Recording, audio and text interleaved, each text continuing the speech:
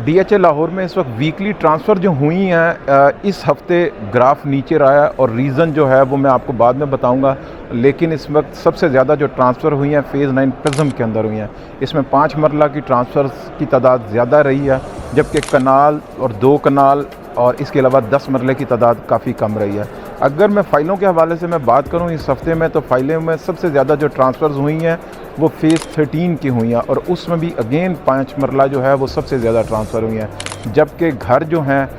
ان کی تعداد میں بھی کمی آئی ہے اس مرتبہ ٹرانسفرز کی۔ ٹوٹل اس ویک جو ہے وہ ٹرانسفر جو ہیں وہ 7 گھر ٹرانسفر ہو سکے ہیں۔ ٹوٹل جو ٹرانسفرز ہوئی ہیں اس ویک میں وہ 90 ہوئی ہیں، اور پچھلے ویک جو تھی وہ 150 تھیں۔ تو یہ گراف کافی نیچے آیا ہے، اور ریزن جو ہے پولیٹیکل ہے، انسٹیبلٹی بہت زیادہ ہے،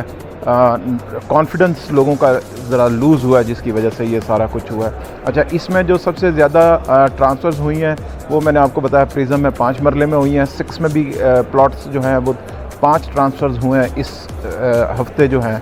اور اس کے علاوہ فیز 8 کے اندر 9 ٹرانسفرز ہوئی ہیں فیز 8 میں، اور جبکہ فیز 7 میں 15 ٹرانسفرز ہوئی ہیں پلاٹس کی۔ تو یہ کوئی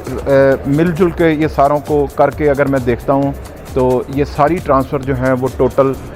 35 ٹرانسفرز ہوئی ہیں اس ویک میں پلاٹس کے حوالے سے، جبکہ گھر جو ہیں وہ زیادہ ٹرانسفر نہیں ہو سکے، اور فائلیں بھی ویری انفارچونیٹ انسٹیبلٹی کی وجہ سے کافی گراف نیچے آیا ہے۔ تو اگین میں پھر آپ سے کہوں گا کہ ریئل اسٹیٹ میں ظاہر ہے جو پولیٹیکل حالات ہیں، جو بزنسز کے حالات ہیں، اس میں جو چینجنگ آئی ہے اس میں ریئل اسٹیٹ کے اندر بھی جو ہے وہ کافی چینج آیا ہے۔ تو میں یہی آپ سے کہنا چاہتا ہوں کہ اگر آپ انویسٹمنٹ کر رہے ہیں اور انویسٹمنٹ کی اپرچونٹیز دیکھ رہے ہیں، تو اس وقت جو ہے ڈیفنس کے جو میجر ایریاز ہیں جہاں پہ پرائسز نیچے نہیں گئیں وہ فیز 8 ہے، فیز 6 ہے اور فیز 7 ہے۔ ریزن کہ کنسٹرکشن ہو رہی ہے، میچور جگہ ہیں، پراپرٹی گرو کر رہی ہے، اور میکسیمم یہاں پہ پرائسز جو ہیں وہ ہوتی جا رہی ہیں۔ اب میں نے پہلے بھی آپ کو کہا تھا کہ ڈولمن مال کے جیسے ہی آپریشنل یہ ہوتا ہے، اور اس میں آ رہا ہے